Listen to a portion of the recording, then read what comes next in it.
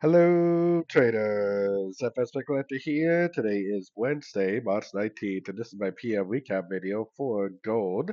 So also don't forget to check out my free Discord channel, which is linked down here at the corner of the video at the end. Also, don't forget to check out my website, fxpipcollector.com, to get access to all the benefits listed below and more. And don't forget that I do a YouTube live stream every weekday night at 6 p.m. GMT time.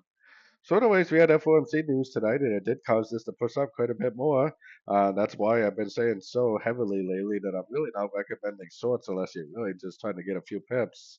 I do think there is a chance it's going to go down, but because literally every single higher time frame all the way down, including the 1 hour time frame, is in a very heavily uptrend, I have a hard time recommending longs. We did make a little bit of a bounce at this area. It could possibly go down and make like an expanding ABC correction because gold does like these expanding ABC flat type patterns and then end up continuing the uptrend.